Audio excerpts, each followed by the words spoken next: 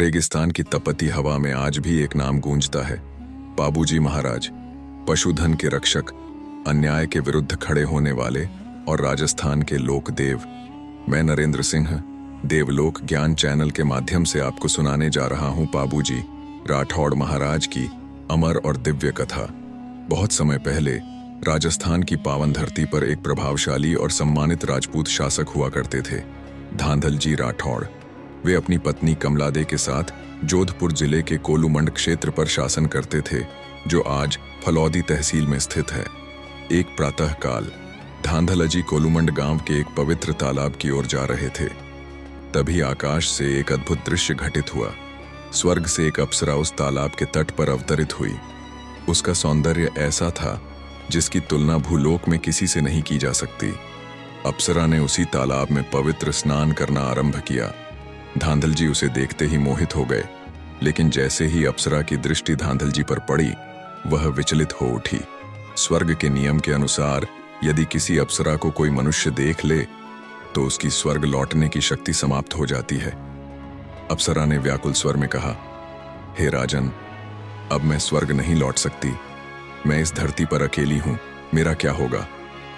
धांधल जी ने करुणा भाव से उत्तर दिया, यदि आप चाहें तो मुझसे विवाह कर लें। मैं आपको सम्मान, सुरक्षा और राजमहल का स्थान दूंगा। अप्सरा ने विवाह स्वीकार किया, लेकिन दो शर्तों के साथ। पहली, राजमहल में उसका एक अलग कक्ष होगा जो केवल उसका निजी स्थान रहेगा। दूसरी, उसकी अनुमति के बिना कोई भी, यहां तक कि राजा स्वयं भी, उस कक्ष में प्रवेश नहीं करेगा। यदि यह नियम टूटा तो वह तुरंत इस लोक को त्याग देगी। धांधल जी ने दोनों शर्तें स्वीकार की और विवाह संपन्न हुआ। कुछ समय बाद अप्सरा गर्भवती हुई और लगभग 1239 ईस्वी में एक दिव्य बालक का जन्म हुआ, जिसका नाम रखा गया पाबूजी। लेकिन एक दिन अनजाने में धांधल जी ने अप्सरा की अनुमति के बिना उस कक्ष में प्रवेश कर लिया। जो दृश्य उन्होंने देखा वह असंभव था। वहां कोई अप्सरा नहीं थी, बल्कि एक विशाल शेरनी बैठी थी और बालक पाबूजी उसका दूध पी रहे थे। धांधल जी भय और आश्चर्य से स्तब्ध रह गए। तभी शेरनी ने अपना रूप बदला और अप्सरा अपने वास्तविक स्वरूप में प्रकट हुई। गंभीर स्वर में उसने कहा, हे राजन, आपने अपनी प्रतिज्ञा तोड़ दी। अब मैं इस लोक में नहीं रह सकती। इतना कहकर अप्सरा अंतर्ध्यान हो गई। अप्सरा के अंतर्ध्यान के बाद धांधल जी राठौड़ अत्यंत व्यथित हो गए। उनके मन में एक ही प्रश्न था, अब इस दिव्य बालक पाबूजी का पालन पोषण कौन करेगा? तभी धांधल जी की पहली पत्नी माता कमलादे आगे आईं। उन्होंने पाबूजी को अपने ही पुत्र की भांति अपनाया, उन्हें प्रेम दिया, संस्कार दिए और एक सच्चे क्षत्रिय की तरह बड़ा किया। समय बीतता गया। जैसे जैसे पाबूजी बड़े होते गए, उनके भीतर अलौकिक शक्तियां और अद्भुत साहस प्रकट होने लगा। पाबूजी के एक बड़े भाई थे, बूढ़ो जी, जो माता कमलादे के पुत्र थे। धांधल जी के निधन के बाद कोलूमंड का शासन बूढ़ो जी के हाथों में आया, लेकिन पाबूजी कभी राजपाट के मोह में नहीं पड़े। उनका जीवन समर्पित था गायों, पशुओं की रक्षा और जनसामान्य की सेवा में। कहा जाता है कि बाल्यकाल में ही पाबूजी तलवार और धनुष लेकर भील आदिवासियों की सहायता में निकल पड़ते थे। इसी कारण भीलों ने उन्हें अपना महान संरक्षक माना। इसी समय पाबूजी के साथ 4 अत्यंत वीर और निष्ठावान साथी थे। चांदा, महान योद्धा ढेमा, विशाल काया और अपार शक्ति का धनी सलजी, भविष्य दृष्टा हरमल, पशुपालक और सेवाभावी वीर पाबूजी ने इन सभी को सम्मान और सर्वोच्च स्थान दिया। इसी कारण वे समाज के हर वर्ग के न्यायप्रिय रक्षक बन गए।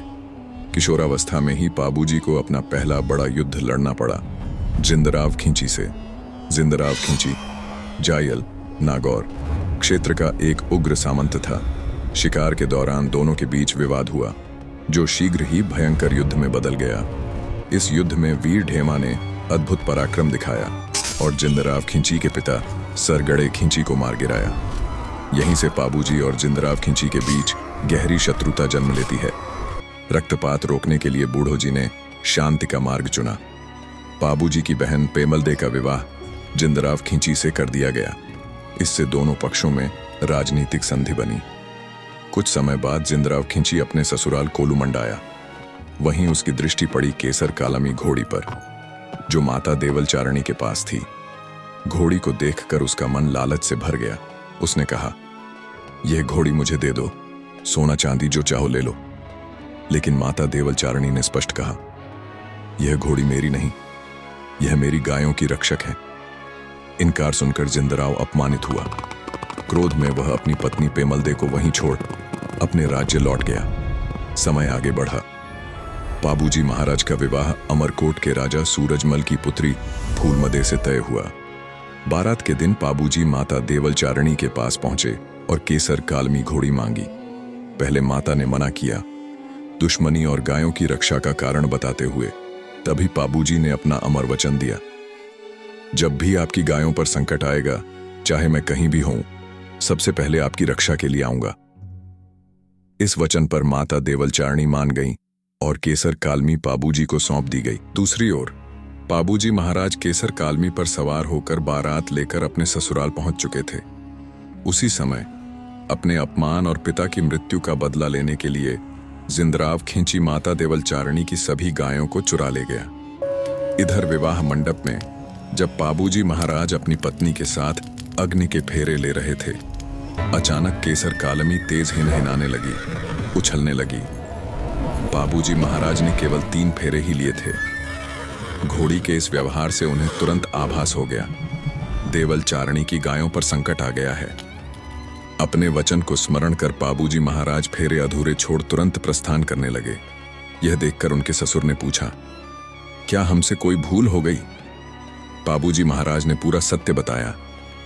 मैंने माता देवलचारिणी को उनकी गायों की रक्षा का वचन दिया है और आज वही वचन मुझे बुला रहा है। ससुर ने कहा, हम अपने सैनिक भेज देते हैं, आप यहीं रुकें। तभी पाबूजी महाराज बोले, रघुकुल रीत सदा चलाई, प्राण जाई पर वचन न जाई। यह कहकर पाबूजी महाराज केसर कालमी पर सवार हुए और अपने वीर साथियों चांदा, ढेमा तथा अन्य सहयोगियों के साथ तेजी से कोलूमंड की ओर बढ़ गए।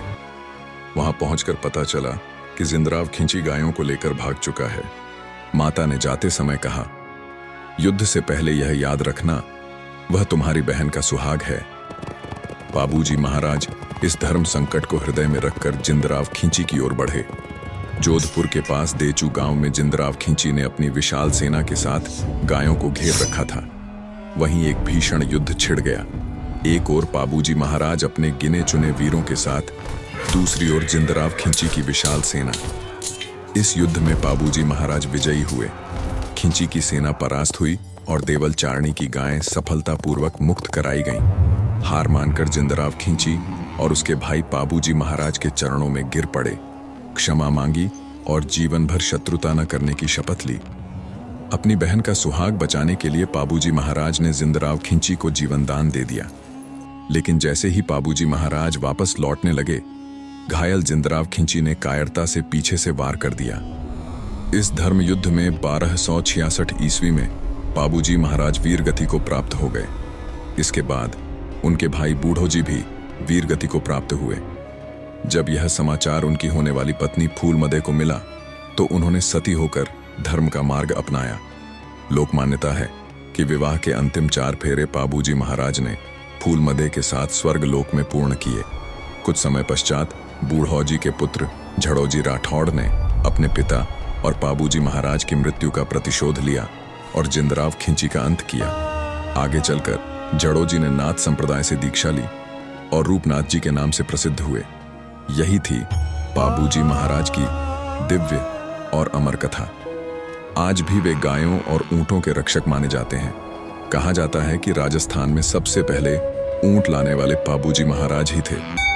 इतिहास के विभिन्न स्रोतों में कुछ भिन्नताएं मिलती हैं। यदि कोई त्रुटि रह गई हो तो कृपया क्षमा करें। ऐसी ही देव कथाएं और लोक देवताओं की अमर गाथाएं सुनने के लिए देवलोक ज्ञान चैनल को सब्सक्राइब करें। वीडियो को लाइक और शेयर जरूर करें। धन्यवाद।